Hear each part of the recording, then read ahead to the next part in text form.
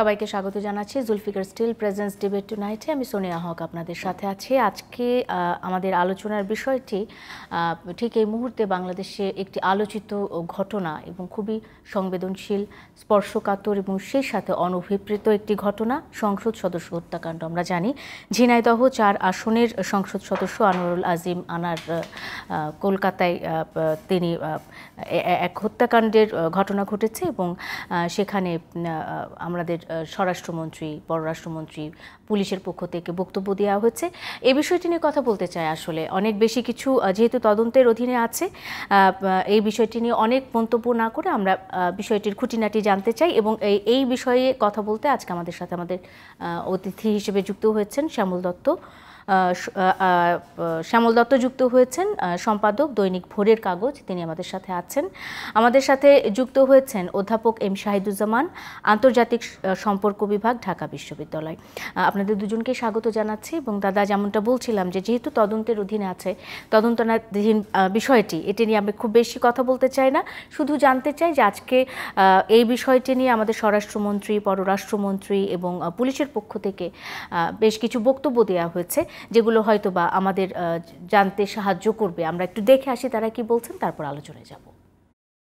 আজকে সুনিশ্চিত হয়েছে সকালবেলায়, ভারতীয় পুলিশ জানিয়েছেন যে তিনি খুন হয়েছেন। আমাদের পুলিশ এটা নিয়ে তদন্ত করছেন। আমরা শীঘ্রই খুনের মোটিভটা কী ছিল আমরা আপনাদেরকে জানাতে পারবো। তিনি চিকিৎসার জন্য ভারতে গিয়েছিলেন এবং সেই আমরা মনে করি ভারত সরকারের এখানে তাদের যে দায়িত্ব সেটুকু তারা করছেন। আর এইখানে মানে সম্পর্কের ফাটল ধরবে এমন কোনো ঘটনা ঘটেনি, কারণ ভারতের কেউ এখানে জড়িত হন নাই। যারা হত্যা করেছেন এখন পর্যন্ত আমাদের কাছে যা ইনফরমেশন, আমাদের দেশের মানুষই এর সঙ্গে জড়িত। এমপি আনোয়ার সাহেবের হত্যাকাণ্ডটা অত্যন্ত দুঃখজনক, মর্মান্তিক, অনভিপ্রেত। হত্যাকাণ্ডের মূল হোতাকে এবং কয়েকজনকে গ্রেপ্তার করা হয়েছে, ডিবি গ্রেপ্তার করেছে এবং কলকাতা পুলিশও দুজনকে গ্রেপ্তার করেছে। তদন্ত চলছে কিভাবে এই হত্যাকাণ্ড ঘটানো হয়েছে। তাদের সাথে আমাদের সার্বক্ষণিক যোগাযোগ আছে। আমরা তাদের সাথে তারা যে সহায়তা চাচ্ছে সেই সহায়তা আমরা প্রদান করছি এবং তাদের যে যোগাযোগ আছে এই যোগাযোগের মাধ্যমে যে সহযোগিতা প্রদান করছি আমাদের এবং তাদের ইনভেস্টিগেশনের স্বার্থে আমার মনে হয় এগুলো এখন না বলাই শ্রেয় হোক। ইন্ডিয়ান পুলিশ কাজ করছে, আমরাও কাজ করছি। আমরা এখনই এই সম্পর্কে মন্তব্য করার সময় হয়নি, যথাসময়ে আমরা এটা আরও পরিষ্কার করব। আলোচনায় আসতে চাই সংসদ সদস্য হত্যাকাণ্ড। আমি এই বিষয়টি নিয়ে আসলে কথা বলতে চাই। যেহেতু তদন্ত চলছে, পুলিশের পক্ষ থেকে ওই কথাই বলা হয়েছে, অনেক বেশি মন্তব্য না করে আমরা আসলে ঘটনাটা যদি জানি। দাদা, সর্বশেষ আপনি যেহেতু সংবাদের খুব কাছে থেকে সবটা দেখতে পারেন, আপনার কাছে সবশেষ তথ্যটা, মানে সবচেয়ে গ্রহণযোগ্য তথ্যটাই আপনার কাছ থেকে আশা করতে পারি আমরা। কি তথ্য আপনার কাছে সর্বশেষ এসে পৌঁছেছে? ধন্যবাদ সোনিয়া আপনাকে। আমি একটু আগেও অফিসে আমাদের ক্রাইম ডিভিশন যারা রিপোর্টার তাদের সঙ্গে এবং আমাদের নিউজ ম্যানেজমেন্টে যারা আছে তাদের সঙ্গে মিটিং করে এসেছি এবং বিভিন্ন সোর্সে আমরা যে খবরগুলো পেয়েছি তাতে এটি অত্যন্ত দুঃখজনক একটি হত্যাকাণ্ড, কিন্তু অত্যন্ত সুপরিকল্পিত একটি হত্যাকাণ্ড।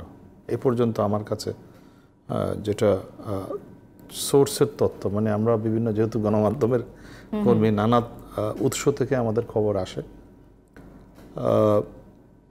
তাকে যে বাড়িতে হত্যা করা হয়েছে আপনার কলকাতার রাজারহাটে, যেটা নিউ টাউন বলা হয়, ওখানে একটা, এই ফ্ল্যাটটি মূলত ভাড়া নিয়েছিলেন একজন বাংলাদেশি আমেরিকান। তিনি আমেরিকায় থাকেন, কিন্তু তিনি ওই সময়টাতে ছিলেন না আমার কাছে যে তথ্য, এবং খুব প্ল্যানফুলি তাকে ভারতে নিয়ে এই হত্যাকাণ্ডটি করা হয়েছে। এবং এই হত্যাকাণ্ডটি ঘটানোর জন্য বাংলাদেশ থেকেই আবার কিছু লোক সেখানে গিয়েছিলেন। তারা হত্যাকাণ্ড নির্বিঘ্নে করে বাংলাদেশে চলে এসছে। আবার মাঝখানে যে এগুলো আমরা জানি যে তিনি SMS পাঠাচ্ছেন, ফোন করছেন, এগুলো হচ্ছে পুরোটাই একটা ক্যামোফ্লেজ তৈরি করার জন্য, যাতে জিনিসটা অন্যদিকে ডাইভার্ট হয়। আমি দিল্লি যাচ্ছি, আমি কয়েকদিন যোগাযোগ করতে পারবো না, ভিভিআইপি আছে, এগুলো হচ্ছে পুরোটাই। আমার যে খবর, যে এই মুহূর্তে হত্যাকাণ্ডে জড়িত দুজন এবং আরও দুজন নারী যারা ওই ফ্ল্যাটে সে সময় ছিলেন, তারা এখন বাংলাদেশের পুলিশের হেফাজতে আছে। আচ্ছা, এবং তাদের কাছ থেকে আসলে তথ্য পাওয়া গেছে যে 13 তারিখ দুপুরেই, তিনি তো 12 তারিখ গিয়েছিলেন, 12 তারিখ তার বন্ধু গোপাল বাসায় উঠেছিলেন, তারপরে তিনি 13 তারিখ চিকিৎসার কথা বলে গেছেন, সেই 12 তারিখ দুপুরেই আসলে তাকে হত্যা করা হয়েছে। বাকি যারা হত্যাকাণ্ডে জড়িত তার মধ্যে 4-5 জন বাংলাদেশি ওই ফ্ল্যাটে গিয়েছিলেন এবং ফ্ল্যাটটি একজন আমেরিকান বাংলাদেশি নাগরিক, বিদেশি নাগরিক হিসেবে আমেরিকান পাসপোর্টধারী তিনি আমি যতটুকু শুনেছি তার নাম আনোয়ারুজ্জামান আর সামথিং লাইক দ্যাট। তিনি কিন্তু এই আনোয়ারুল আজিম আনার যে এমপি তার প্রতিবেশী। এবং আনোয়ারুল আজিমের ব্যাকগ্রাউন্ড যদি দেখেন, তিনি একসময় চরমপন্থীদের সাথে তার লিঙ্ক ছিল এবং ওই অঞ্চলে আমাদের সীমান্ত অঞ্চলের যে সমস্ত জেলাগুলোতে চোরাচালান, এটার ওয়ান অফ দ্য 3টা জেলা উনি কন্ট্রোল করতেন। এটা 14 সালে প্রথম মন্ত্রী হওয়ার আগেই তার বিরুদ্ধে অন্তত চোরাচালান, মার্ডার, তারপরে আরও বিভিন্ন রকম অপরাধের প্রায় 21টি মামলা ছিল। পরবর্তী সময়ে এই মামলাগুলো কোনোটাই আর এগোয়নি এবং বেশ কিছু মামলা উইথড্র হয়ে গেছে এবং ইন্টারপোলের তালিকাতেও কিন্তু তার নামটি ছিল। ফলে অপরাধ জগতের সঙ্গে তার একটা ইনভলভমেন্ট আছে এবং এই হত্যাকাণ্ডটি কিন্তু যেটি আমার নিজের অ্যানালাইসিস, যে এটি কিন্তু তারই একটি ধারাবাহিকতার অংশ। সেখানে যে হুন্ডি ব্যবসা, চোরাচালান, বিশেষ করে বাংলাদেশে আপনি হয়তো জানেন যে সমস্ত গোল্ড আসে তার অলমোস্ট 90% গোল্ডই আবার বাংলাদেশ হয়ে এটা ভারতে ঢুকে। এই ধরনের সীমান্ত অঞ্চলের যারা রাজনৈতিক প্রভাবশালী নেতা, এমপি, তাদের সঙ্গে এই ইনভলভমেন্ট আছে। আমি যেটা খবর পেয়েছি, এই ধরনের একটি চক্রান্ত মানে শিকার হয়েছেন তিনি। এবং শাহিন নামে একজন, যিনি এই অঞ্চলে একসময় চরমপন্থী নেতা ছিলেন, তিনি কিন্তু ওই বাসায় পাশে একটা ফ্ল্যাটে ছিলেন এবং তিনি দীর্ঘদিন ধরে পলাতক, ভারতেই থাকেন। এরকম বাংলাদেশের অনেক চরমপন্থী, অনেক পলাতক আসামি ভারতে বিভিন্ন নাম ধারণ করে বিভিন্ন রাজ্যে আছে, যেটা আমরা জানি, খবরগুলো কিন্তু জানি আমরা। এমনকি বঙ্গবন্ধুর খুনিকেও কিন্তু এই ভারতে পাওয়া গেছে। এখনও কিন্তু বিএনপির এক নেতা সালাউদ্দিন সাহেব এখনও বহাল তবিয়তে ভারতেই আছেন। ফলে এই ধরনের ট্র্যাক রেকর্ড, মানে ক্রিমিনাল ট্র্যাক রেকর্ড যাদের আছে, তার মধ্যে অন্যতম একজন হচ্ছেন তিনি। এবং ওই ফ্ল্যাটে দুজন নারী যারা ছিলেন ওই সময়টাতে, তারা কিন্তু এখন পুলিশি হেফাজতে আছে। ফলে তারা, এবং যেটা আমি জেনেছি যে হত্যাকাণ্ডে জড়িত তারা নির্বিঘ্নে সেরে তারা আবার বাংলাদেশে চলে এসেছেন দুজন।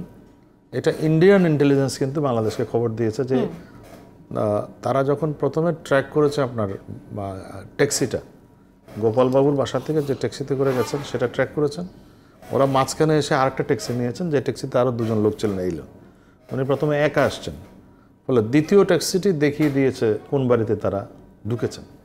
ফলে ওই বাড়ির সিসিটিভি ফুটেজ ইন্ডিয়াতে আপনি হয়তো জানেন যে আইবির পাশাপাশি আরেকটা স্পেশাল টাস্ক ফোর্স আছে, এসটিপি বলা হয় এটাকে।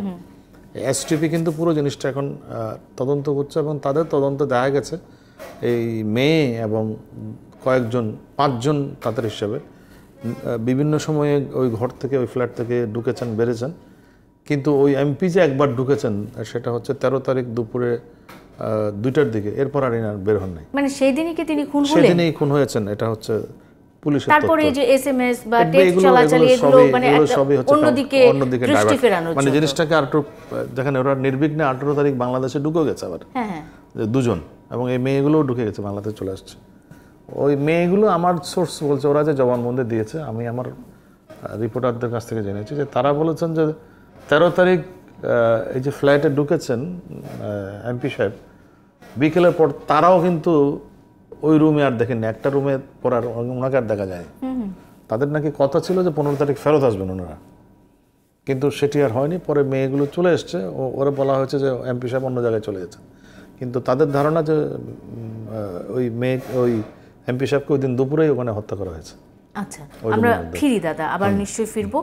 এবং এ ঘটনার সাথে জড়িত বা পরিকল্পিত বা পরিকল্পনার অংশ হিসেবে অনেককে বলা হচ্ছে। স্বরাষ্ট্রমন্ত্রীও মন্তব্য করেছেন, পুলিশের পক্ষ থেকেও মন্তব্য পাওয়া গেছে, পররাষ্ট্রমন্ত্রীও মন্তব্য করেছেন। আমি একটু স্যারের কাছে যেতে চাই। অধ্যাপক এম শাহিদুজ্জামান, আন্তর্জাতিক সম্পর্ক বিভাগ, ঢাকা বিশ্ববিদ্যালয়, এবং সেই সাথে অপরাধের যে বিষয়টি, মানুষের মনোজগতে যে অপরাধ প্রবণতা, স্যার সেটিকে আসলে এই হত্যাকাণ্ডটির সাথে কিভাবে রিলেট করা যায়? আপনি কি একটু পানি খেয়ে নেবেন কিনা? মনোজগতের সাথে অপরাধ প্রবণতা এটা রিলেট করা অবশ্য একটা মনস্তাত্ত্ববিদের কাজ হবে। তবে আমি যদি আন্তর্জাতিক সম্পর্কের একজন ছাত্র হিসাবে বিষয়টাকে দেখি, এটা বাংলাদেশের জন্য খুবই বিব্রতকর, এবং স্পেশালি আমাদের অত্যন্ত ঘনিষ্ঠ প্রতিবেশী পার্শ্ববর্তী দেশ ভারত, এবং কলকাতা হচ্ছে বলতে গেলে যে আমাদের অনেকটা আত্মীয়তার বন্ধন কলকাতার সাথে, যেখানে বাঙালিরা সবসময় যাওয়া আসা করছে। এটা মনস্তাত্ত্বিক দিক থেকে চিন্তা করতে গেলে কিন্তু প্রথমত এটা একটা ভীতিকর বাস্তবতা। একজন এমপি, সে তো ভিআইপি, এবং তার যথেষ্ট নিরাপত্তা প্রস্তুতি থাকা উচিত ছিল। তিনি চিকিৎসা করার জন্য যে গেলেন কলকাতায়, তার শ্যামলের মাধ্যমে আমরা খুবই গভীর একটা বিশ্লেষণধর্মী ধারণা আমরা পাচ্ছি, এবং বলতে গেলে ও একেবারে হার্ট অফ দ্য ম্যাটারেই টাচ করেছে, যে কারা খুনি, বলতে গেলে তারা ধরাও পড়েছে। এতে ক্লিয়ারলি বোঝা যায় যে এখানে আগেকার শত্রুতা কাজ করেছে। কিন্তু আমার প্রশ্ন হলো যে দেখেন, আমরা যখন একটা পার্লামেন্ট মেম্বার বলতে যে বোঝায়, এবং ভারতে আমরা যে উৎকর্ষতা দেখি, যারা পার্লামেন্টে যায় তাদের যে গুণগত উৎকর্ষতা, জনসমর্থন, এবং ব্যাপকভাবে যাদের ভেতরে ত্যাগ স্বীকার করার প্রবণতা, সেখানে আমরা যদি আজকে এই ধারণা নিয়েই ভাবি যে এই ব্যক্তি, তিনি বাংলাদেশের ভিতরে একটা সীমান্ত জেলায় চোরাচালানের সাথে দীর্ঘ সময় অতীতে জড়িত ছিলেন, এবং তার ন্যাচারালি তার যথেষ্ট শত্রু ছিল, এবং এমন কিছু কর্মকাণ্ড হয়তো তার মাধ্যমে ঘটেছে অতীতে, যে কারো প্রতিশোধ স্পৃহা হয়তো ছিল, যে তাকে শেষ করে দিবে। এখানে সাধারণত যা হয়ে থাকে, এখানে বড় ধরনের টাকার অঙ্ক হয়তো ইনভলভ ছিল, বা সীমান্তে অঞ্চলে যে সে স্মাগলিং হয়, স্মাগলিং রিংয়ের সাথে তো দুই দেশেই একটা ওতপ্রোতভাবে তাদের একটা সার্কিট থাকে, জড়িত থাকে। এটা এখন আমরা এই যখন তথ্যগুলা পাই, এটা যথেষ্ট মনস্তাত্ত্বিক একটা শঙ্কা সৃষ্টি করবে, এবং আমি আশা করব যেন দুই দেশের ভিতরে এটা নিয়ে কোনো ভুল বুঝাবুঝি না হয়। বোঝা যাচ্ছে যে ভারতীয় পুলিশ যথেষ্ট তৎপর, তারা যথেষ্ট তথ্য পেয়েছে বাংলাদেশ থেকে, এবং তারা নিশ্চিতভাবে আমার ধারণা যে পুরো বিষয়টা আরও ভালোভাবে এক্সপ্লেইন করবে। তবে ওইখানে যার বাড়িতে এই ঘটনাটা ঘটল, তার কি আগে থেকে তার কোনো খুব সম্ভবত তার কোনো ধারণাই ছিল না। তবে তার বাড়িতে বা তার আশেপাশে যে এই যে খুনিরা এসে আশ্রয় নিল, এটা তো আমার মনে হয় বাংলাদেশের গোয়েন্দা তথ্য থাকা উচিত ছিল। না, এখানে আমি আমরা একটু বলি যে যিনি এই ফ্ল্যাটটা ভাড়া নিয়েছেন তিনিও বাংলাদেশি, যারা হত্যাকাণ্ডে জড়িত তারাও বাংলাদেশি। বাংলাদেশ থেকে প্রতিদিন হাজার হাজার মানুষ যায়, এবং এটা প্ল্যান করে তাকে এখান থেকে ভারতে নিয়ে যাওয়া হয়েছে। এবং যে ফ্ল্যাটটা ভাড়া নিয়েছে, যিনি বাংলাদেশি আমেরিকান, ফ্ল্যাটটা ওনার নামও শাহাদুজ্জামান বা সামথিং লাইক দ্যাট, আনোয়ারুজ্জামান সম্ভবত, তিনি কিন্তু বাংলাদেশি আমেরিকান। তিনি বাংলাদেশি আমেরিকান, তিনি কিন্তু এর প্রতিবেশী, কালীগঞ্জেই বাড়ি ওনার। উনি অনেকদিন এদেশ থেকে পালিয়ে আমেরিকায় সেটেল হয়েছেন। উনি বাসাটা ভাড়া নিয়েছেন, এবং পাশে আরেকজন শাহিন নামে একজন এক সময় চরমপন্থা অনুসরণ করে তারা পালিয়ে এখন ভারতে অন্য নামে আছেন এখন, যেটা হয় আর কি। বর্ডার এলাকায় এরকম অনেক লোক আছে যারা এ করে, এবং পুরোটাই প্ল্যানটা বাংলাদেশে, খালি এক্সিকিউশনটা হয়েছে ওখানে দেশের বাইরে নিয়ে গিয়ে ওখানে তবে আমি এটা ঠিক আছে, ও তো ডিটেইল ইয়েটা খুব ভালোভাবে তুলে ধরেছে। আমার যেটা আশঙ্কা হচ্ছে কি দেখেন, এটা এই কলকাতায় যথেষ্ট স্পর্শকাতর মিডিয়া এবং তারা যথেষ্ট ইনভেস্টিগেটিভ জার্নালিজমে প্রচুর অ্যাডভান্স, এবং তারা যখন এইসব জিনিস নিয়ে মূল্যায়ন করবে, দেখবে, এটা কিন্তু বাংলাদেশের ইমেজের জন্য খুবই বাজে, খুবই ক্ষতিকর। এবং আমার ধারণা যে তারা কিন্তু যথেষ্টভাবে সচেতন রয়েছে যে বাংলাদেশে যে গণতন্ত্রের প্রক্রিয়ায় যে বাধাগুলো এবং গণতন্ত্রের ক্ষেত্রে উত্তীর্ণ হতে গিয়ে ভারতকে যে বোঝা টানতে হচ্ছে, যে সমালোচনা, ভারতের উপর দোষারোপ, এবং আমরা দেখতে পাচ্ছি এখানে বিরাট একটা ভারতের বিপক্ষে একটা সেন্টিমেন্ট গড়ে উঠেছে। এই বিষয়গুলো আই এম শিওর কলকাতার মিডিয়ায় জেগে উঠবে যে এই যদি হয় একটা সরকারের নমুনা, যে একটা সংসদ সদস্য clear case of crime, criminal, এবং এটা কি তাহলে একটা আইসোলেটেড কেস, নাকি আমরা এটা যে যে যে পার্লামেন্টারি সিস্টেম বাংলাদেশে এখন চলছে তারই একটা জেনারেল ক্যারেক্টার হিসাবে এটাকে ধরা যায়?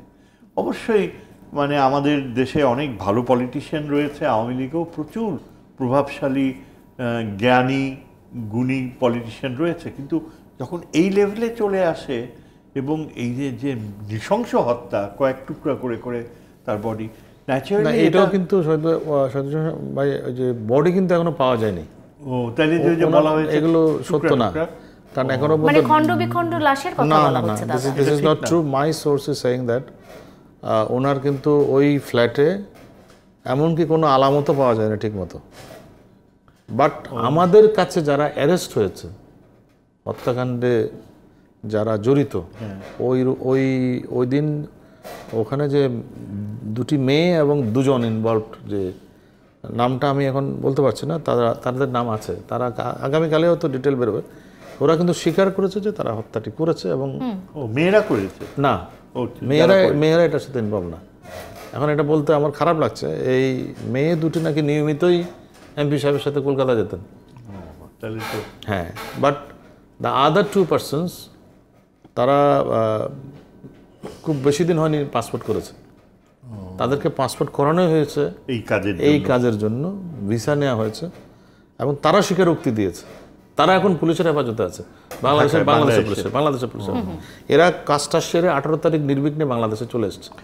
এবং এই পুরো তথ্যটা দিয়েছে কিন্তু ইন্ডিয়ান স্পেশাল ফোর্স, যেহেতু তারা ট্র্যাক করেছে এদেরকে, ঢুকছে বেরোচ্ছে ওই ফ্ল্যাটে, তারপর তাদেরকে দেখেছে তারা বর্ডার দিয়ে বাংলাদেশে আবার ঢুকে গেছে, তখন তারা বাংলাদেশ আমাদের গোয়েন্দা বাহিনীকে তথ্য দিয়েছে। গোয়েন্দা বাহিনী সেই তথ্যের ভিত্তিতে মেয়ে এবং ছেলেগুলোকে অ্যারেস্ট করেছে।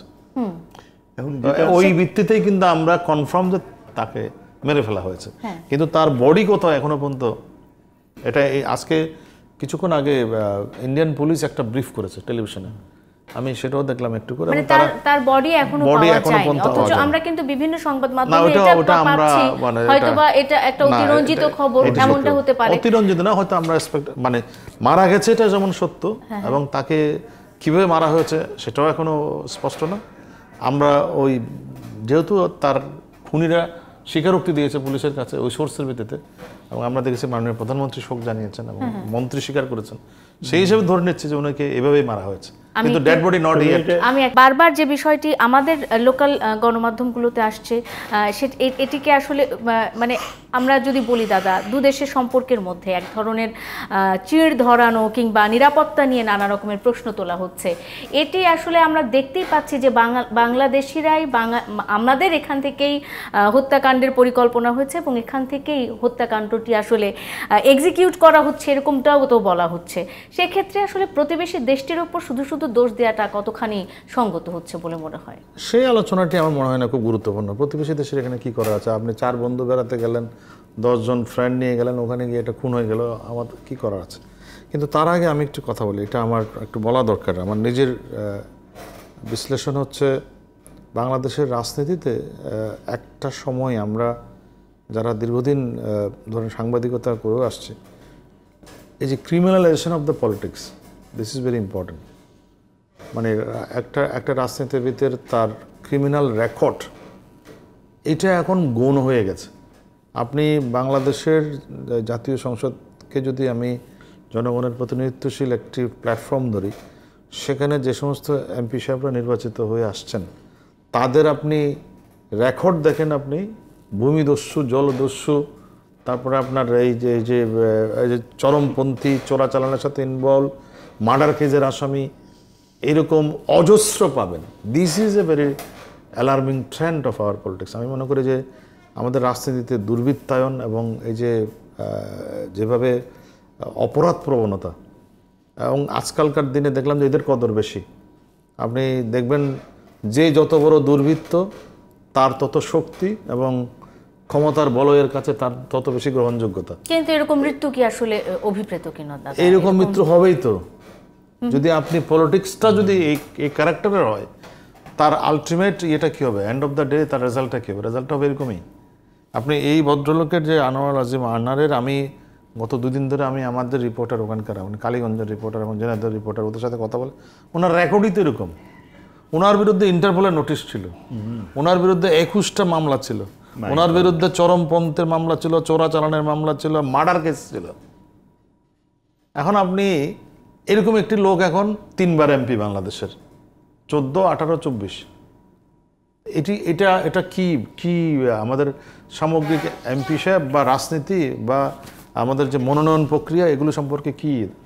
বাংলাদেশের এরকম মার্ডার কেসের আসামি এমপি আছেন অন্তত 50 জনের বেশি। আমি সরকারি দলের কথা বলছি, বাকি কথা নাইবে বললাম। কিন্তু একটা সময় কি ছিল, একটা সময় রাজনীতি করতো কারা? মানে বিত্তবান লোক, ধনাঢ্য ব্যক্তি, পড়াশোনা জানা লোক, আইনজীবী পেশায়, এরাই ছিল হচ্ছে পলিটিশিয়ান। আর এখন হচ্ছে আপনি যত বড় ক্রিমিনাল তত বড় রাজনীতিবিদ। আপনি এই যে প্রকাশ্যে সাংবাদিকদের যারা পেটাচ্ছে, বিভিন্ন জায়গায় করছে, সন্ত্রাস করছে, আমরা তাদেরকে আবার মনোনয়ন দিই। আপনি টাঙ্গাইলের কথা বলেন, কুমিল্লার কথা বলেন, আমি কারো নাম নিতে চাই না, এখন এগুলো নিয়ে অনেক বলেছি আমরা।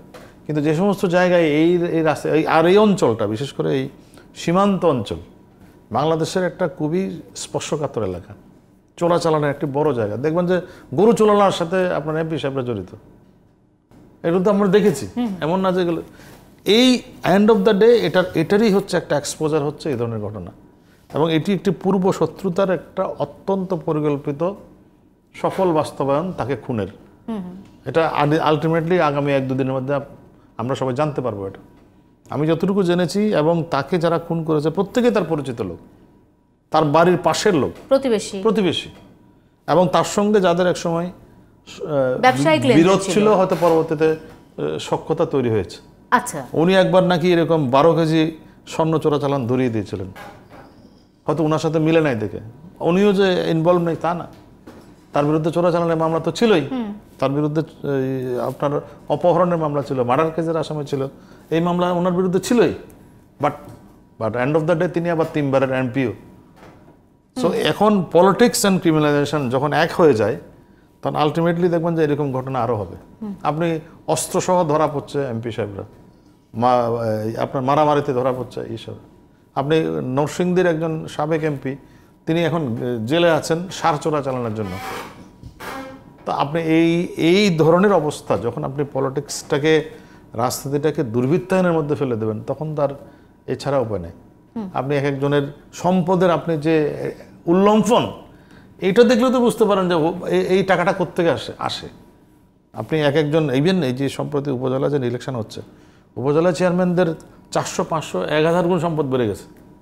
How it is possible? এটা তো এমনি সৎভাবে কামানো সম্ভব না। বা এমপি সাহেবরা যে আপনি যে সমস্ত এমপি, ওনার যদি চেক করে দেখেন যে 14 সালে উনি যে সম্পদের হিসাব বিবরণী দিয়েছিলেন, সেখানে কত টাকা ছিল, আর 24 সালে ইলেকশনের সময় উনি যে সম্পদের বিবরণী দিয়েছিলেন, সেটার সাথে একটা তুলনা করে দেখেন, তাহলে বুঝতে পারেন মাঝখানে একটা কোন জায়গা থেকে এসেছে। দাদা, আমি একটু যদি জানতে চাই, এটা আমার মানে কৌতূহল থেকে জানতে চাই, সেটা হলো যে এই বিষয়ে আপনি বলছেন যে এখন পর্যন্ত আপনার সোর্সগুলো বলছে যে লাশটা পাওয়া যায়নি, তার মরদেহ এখন পর্যন্ত পাওয়া যায়নি। বিকেল 5টায় ইন্ডিয়ান পুলিশের একটা ব্রিফিং শুনেছি, একটি মামলা হয়েছে, জনাব আনোয়ারুল আজিমের মেয়ে এই মামলাটি করেছে সর্বশেষ খবর মতে। এটা কোন ধরনের মামলা হবে? মানে এটি কি অপহরণ মামলা? উনি যে এজাহার দিয়েছেন একটা, এটা কি মামলা হবে এখনো বলা মুশকিল। আমি এজাহারটা আমার সামনেই আছে। উনি এখানে যেটা লাস্ট লাইনটা বলি, বিভিন্ন গণমাধ্যম সামাজিক যোগাযোগ মাধ্যমে জানতে পারি অজ্ঞাতনামা ব্যক্তিরা পূর্ব পরিকল্পিতভাবে পরস্পরের যোগাযোগে আমার বাবাকে অপহরণ করেছে। তারপরে আর এটা আজকের 22 তারিখে 22/5 শেরেবাংলা নগর থানায় এই এজাহারটা দিয়েছেন ওনার মেয়ের নাম হচ্ছে মুনতারিন ফেরদৌস ডরিন। এটা উনি এই এজাহারটা করেছেন। কিন্তু আমরা তো অলরেডি জেনে গেছি, আমাদের স্বরাষ্ট্রমন্ত্রী মহোদয় স্বীকার করেছেন যে তাকে হত্যা করা হয়েছে। মাননীয় প্রধানমন্ত্রী অলরেডি শোক দিয়ে ফেলেছেন। তো এবং কলকাতা পুলিশের যে বিকাল 5টার দিকে যে ব্রিফিংটা ছিল সেখানেও তারা বলেছে তাদের কাছে হচ্ছে যে মেরে ফেলা হয়েছে। এখন তারা লাশটা খোঁজার চেষ্টা করছেন কোথায় আছে এটা। আমার ধারণা এটা খুব বেশি সময় লাগবে না, কারণ যেহেতু দুজন অলরেডি এই হত্যাকাণ্ডের সঙ্গে জড়িত ব্যক্তি দুজন বাংলাদেশে অলরেডি বাংলাদেশের আইনশৃঙ্খলা রক্ষাকারী বাহিনী হাতে আছে। ওই কক্ষে ওই ফ্ল্যাটে ওই সময় দুজন মহিলা ছিল, তারাও আইনশৃঙ্খলা রক্ষাকারী হেফাজতে আছে। বাকিদের হয়তো অ্যারেস্ট করা মানে হয়তো আজকালকের মধ্যে হতে পারে, বা এটা এখন অনুসন্ধানের শেষ পর্যায়ে আছে, অথবা হ্যাঁ অবশ্যই অনুসন্ধানের শেষ পর্যায়ে আছে, এবং শেষ পর্যন্ত আসলে কি ঘটেছিল সেটা হয়তো আমরা জানতে পারবো রাত আরো গভীর তবে ওটা বলি আমি এখানে আমাদের পুলিশের ধারণা, আমি নাম বলবো না, পুলিশের ধারণা যে ওনার যে প্রতিবেশী বাংলাদেশি আমেরিকান ব্যক্তি যার নামে এই ফ্ল্যাট, তিনিই হচ্ছে মূল পরিকল্পনাকারী। ওকে ফাইন, মূল হোতা যেটি আমরা বলছি। আমি একটু স্যারের কাছে যেতে চাই। স্যার, আমাদের আসলে সচেতনতা বা মানে আমাদের আরও একটু সচেতন হওয়া উচিত, রাজনীতির ক্ষেত্রেও সচেতন হওয়া উচিত, কিংবা ব্যক্তি স্বার্থে বিভিন্ন ক্ষেত্রে আরও একটু সচেতন হওয়া উচিত। মানে এই জায়গাটাকে আমরা কিভাবে আরেকটু মানে আমাদের সচেতনতার জায়গাটা কোথায়, নিরাপত্তার বিষয়ে, কিংবা আমরা যদি রাজনীতির বিষয়টিকে নিয়ে আলোচনা করতে চাই, মনোনয়ন দেওয়ার ক্ষেত্রে যেমনটা দাদা বলছিলেন যে আসলে রাজনীতির ক্ষেত্রে যখন আমরা মনোনয়ন দেওয়ার ক্ষেত্রেও যখন এই বিষয়গুলো না ভাবি, তখন রাজনীতিতে দুর্বৃত্তায়ন হয়, রাজনীতিতে এরকমই মৃত্যু বা নৃশংসতা সেটা অবধারিত। আমরা সবাই বুঝি, সবই জানি। শ্যামল যেটা বললো আমি খুব খুশি হলাম শুনা, যে একেবারে আমার মনের কথাগুলো বলছে, এবং অনেস্টলি এটা যে কতখানি আমাদের দেশের নিরাপত্তাহীনতা বাড়াচ্ছে তাতে কোনো সন্দেহ নাই। আসলে কি দেখেন, আমরা তো দল হিসেবে চিন্তা করি সবাই নিজেকে। আমাদের যে যদি এমন হতো যে সত্যিকার অর্থে ভারতের কাছে আমরা শ্রদ্ধা পেতাম, একটা স্বীকৃতি পেতাম যে আমরা সত্যিকার অর্থে গণতন্ত্র চর্চা করছি, কিন্তু এই যে ভারতে এইসব ঘটনা ঘটে যায়, আমাদের এখানে খুনের কলকাতায় যে হচ্ছে, আপনি কি মনে করেন যে ভারতীয়রা আমাদেরকে কোনোভাবে শ্রদ্ধার চোখে দেখতে পায়? তাদের দেশে যতই ঝগড়া হোক, কিন্তু গণতান্ত্রিক প্রক্রিয়া তো ঠিক মতো চলে, ইলেকশনস হয়, সব। এখন আমরা যদি এইরকম হয় যে কলকাতায় কিন্তু এর আগেও কয়েকটা অঘটন ঘটে গিয়েছে, বাংলাদেশের লোক কী ধরনের কাণ্ড যে ঘটায় চিন্তাই করা যায় না। কলকাতায় যে একবার শোনা গিয়েছিল নিউ মার্কেট এরিয়া নাকি পুরা কন্ট্রোল করতো ঔরঙ্গ নামে এক দুষ্কৃতিকারী, বাংলাদেশের বড় মাস্তান। নিউ মার্কেটে আমি ছাত্রদের নিয়ে গেছিলাম 89-এ বেড়াতে, স্টাডি ট্যুরে। তো ওইখানে সকালবেলায় রেস্টুরেন্টের মালিক বলতেছে এই এরিয়াতে তো আপনাদের দেশের একজন পুরা নিয়ন্ত্রণ করে। আমি কে বলে যে অরঙ্গ নাম, অরঙ্গ, তাকে সবাই ভয় পায়। চিন্তা এটা কীভাবে সম্ভব? বাংলাদেশের একজন লোক পালায় ওইখানে লুকিয়ে যায়, he is controlling the one of the most important areas in Kolkata. তারপর আরেক ভদ্রলোক ওই যে কি জানো হাজার হাজার কোটি টাকা নিয়ে পালায় গেছে, কলকাতায়, কানাডায় গেছে, তারপর হ্যাঁ পিকে হালদার। হ্যাঁ, ক্যান ইউ ইম্যাজিন? কলকাতার লোকেরা অবাক হয়ে গেছে যে প্যালেসিয়াল বাড়ি এক একটা, এটার উনি মানে কেউ জানতো না যে এটার মানে কি কোন বাংলাদেশি মালিক। এখন তাকে তো এখন ভালো করে গ্রিলিং করতেছে ইন্ডিয়ান গভর্নমেন্টের জন্য। তো ইটস ভেরি এম্বারাসিং। এখন এই জন্যই আমি বলি যে বাংলাদেশে যদি এমন একটা ইলেকশন হতো, হ্যাঁ আওয়ামী লীগের যথেষ্ট জনপ্রিয়তা রয়েছে, একটা ফ্রি অ্যান্ড ফেয়ার ইলেকশন হয়ে যদি এমন হতো, সবচেয়ে বড় যে জিনিসটা জবাবদিহিতা। আজকে আমাদের দেশে দেখেন ব্যাংকিং সেক্টর পুরা কলাপস করতেছে। এখন অনেকেই বলে যে ব্যাংকগুলা খুব শিগগিরই, আজকে আমাকে একজন সিনিয়র ব্যাংকার বললেন যে আমরা তো ভিতরের অবস্থা জানি, কোনো নাই, মানে আর কয়েক মাসের পরে তো ব্যাংকগুলোতে গিয়ে মানে কি পরিস্থিতি হবে কেউ বলতে পারে না।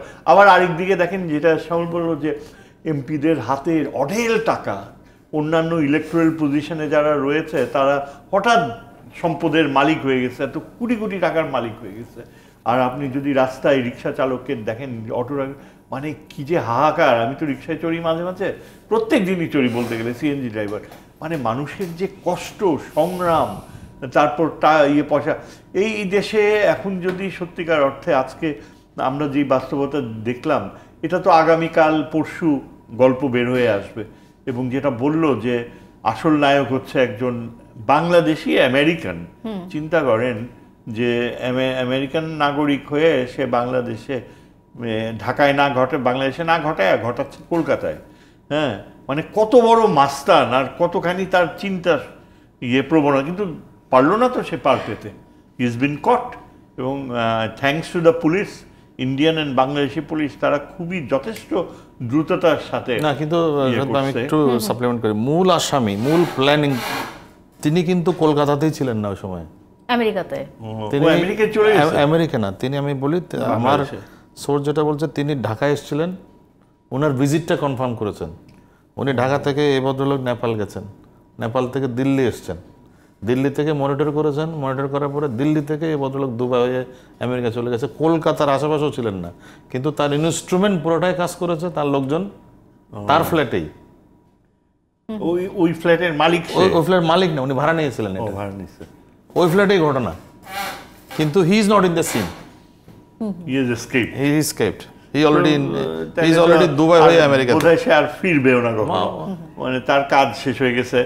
তবে the lesson that has to be learned is very simple. বার্তাটা কি? বার্তাটা কি? Very depressing, মানে বার্তাটা খুবই খারাপ। আমি যেটা বলছিলাম যে চিন্তা করলে আপনার হয় অল দ্য মোর। আমি জানি না শ্যামল আমার সাথে একমত হবে কিনা, এর সময় আসছে যে আজকে আমরা রিয়েলাইজ করি যে গণতন্ত্রকে আমরা সুস্থভাবে ফিরে আনতে পারি কি না। কারণ দেয়ালে পিঠ থেকে যাচ্ছে এবং সবাই কিন্তু কেউই নিরাপদ না। কে আমরা, এই ক্ষণিকের জীবন শেষ হয়ে যাবে। তারপরে যদি আমরা একটা সততা, মিনিমাম একটা সততা মূল্যবোধ না থাকে, একটা পার্লামেন্টে যদি একটা লাইভলি অপোজিশন না থাকে, পার্লামেন্টে যদি সত্যিকার অর্থে যারা রাজনীতিবিদ তারা না থাকে, আজকে আমাদের কি লজ্জার ব্যাপার। কলকাতার যারা লিখবে তারা বাংলাদেশের সম্পর্কে কি ধারণা পাবে। এবং তাদের মধ্যে একটা আসপেক্ট আছে, তারা বাংলাদেশের দিকে তাকিয়ে থাকে অনেক আশা নিয়ে, যে আমাদের দুই বাংলার মধ্যে অনেক যোগাযোগ বাড়তেছে, কালচারালি আমরা অনেক কিছু শেয়ার করতেছি। কিন্তু এই ধরনের ঘটনা তো মানে ওই যে বলে না, বিষিয়ে দেয়, ইমেজটা নষ্ট করে একেবারে। দাদা, ওই আপনার কাছে ওই প্রশ্নটাই শেষটুকু করতে চাই, বার্তাটা কি আসলে, আমরা আসলে কি ধরনের লেসন বা শিক্ষাটা কি পেলাম? বার্তাটা দুটো বার্তা আছে এখানে। আমি বলি, একটা হচ্ছে যে আমাদের এমপি সাহেবদের রেকর্ডটা, ট্র্যাক রেকর্ড, যে এই যে চরমপন্থা, চোরাচালান, খুন, যে তারপরে যে এগুলোর সাথে ইনভলভমেন্ট, এটা সরকারের মনে হয় আবার একটু সিরিয়াসলি দেখা দরকার। অর্থাৎ যেটা মানে এক লাইনে কনক্লুশন টানতে গেলে বলো ক্রিমিনালাইজেশন অফ দ্য পলিটিক্স যেটা হয়েছে। আরেকটা হচ্ছে এগুলো আরেকটু সরকারি দলকে আরেকটু কঠিনভাবে দেখতে হবে, যে তাদের যে মনোনয়ন যাদেরকে দেন তাদের আসলে কী ধরনের ইমেজ। এটা না হলে আলটিমেটলি এই ধরনের ঘটনাগুলো আমাদেরকে বিব্রতকর অবস্থায় ফেলে, সরকারকে বিব্রতকর অবস্থায় ফেলবে। কালকে যখন ভারতে যে সমস্ত খবর বেরোবে, বা আমাদের এখানে যে কালকে অলরেডি পুলিশ বলছে, একজন বাংলাদেশি এমপি, স্বরাষ্ট্রমন্ত্রীর বক্তব্যে তো শুনলেনই আপনি, বাংলাদেশি এমপি প্রতিবেশী একটি দেশে খুন হলেন বাংলাদেশিদের হাতেই। মানে এটাতে বোঝা যায় যে আমাদের খুনিও বাংলাদেশি, যিনি খুনের শিকার হয়েছেন তিনিও বাংলাদেশি, এবং তারা বেছে নিয়েছে আরেকটি দেশকে। এবং এটা খুব খুব সরকারের জন্য খুব এম্বারেসিং। এবং এটা খুব, আমি চাইবো যে এটার একটা সুষ্ঠু তদন্ত করে পুরো বিষয়টা জাতির সামনে তুলে ধরা হোক, যে কি হয়েছে ঘটনাটা এক্স্যাক্টলি। এবং সেটা এবং এর একটা আইনি, যারা জড়িত আছে তাদের বিরুদ্ধেও একটা আইনি পদক্ষেপ নেওয়া, এবং এখান থেকে আমাদের একটা শিক্ষা নেওয়া, এটি হচ্ছে উপসংহার। যে আমরা পলিটিক্সটাকে কি আরও রটেন করব, নাকি পলিটিক্সটার মধ্যে যে একটা কালচারাল ডাইভার্সিটি থাকে, বিউটি থাকে, এটার মধ্যে সৌন্দর্য থাকে, এটার মধ্যে জনগণের প্রতি ভালোবাসা থাকে, দেশের প্রতি আমরা যে বলি যে আমি আস্থা, আমি দেশের জন্য, মানুষের জন্য কাজ করার জন্য এমপি হই, এইগুলোর সাথে মিলে এটা। So end of the day ওই মূল্যবোধগুলো ফিরিয়ে আনার প্রক্রিয়াটা যদি আমরা কোনো না কোনো জায়গাতে শুরু করি, সেটাই হবে এখান থেকে শিক্ষা। অবশ্যই, আদারওয়াইজ তেমন অসংখ্য ধন্যবাদ দাদা। শ্যামলদা এবং অধ্যাপক এম শাহিদুজ্জামান দুজনকে ধন্যবাদ জানাতে চাই। যেহেতু বিষয়টি তদন্ত করছে পুলিশ, এখন পর্যন্ত আমরা কোনো মন্তব্য করতে চাই না। মন্তব্যের বাইরে থেকে আসলে আমরা আজকে আলোচনাটা করতে চেয়েছি। নিশ্চয়ই ঘটনা কি ঘটেছিল সেটি শ্যামল দত্তের যে তথ্য সোর্স সেগুলো দিয়ে আমরা অনেকখানি জানতে পেরেছি। অসংখ্য ধন্যবাদ দাদা এবং অধ্যাপক এম শাহিদুজ্জামান দুজনকে অসংখ্য ধন্যবাদ জানিয়ে আজকের মতো শেষ করতে চাচ্ছি। আর এই ছিল আজকে Zulfikar still presence debate tonight. সঙ্গে থাকার জন্য ধন্যবাদ সবাইকে।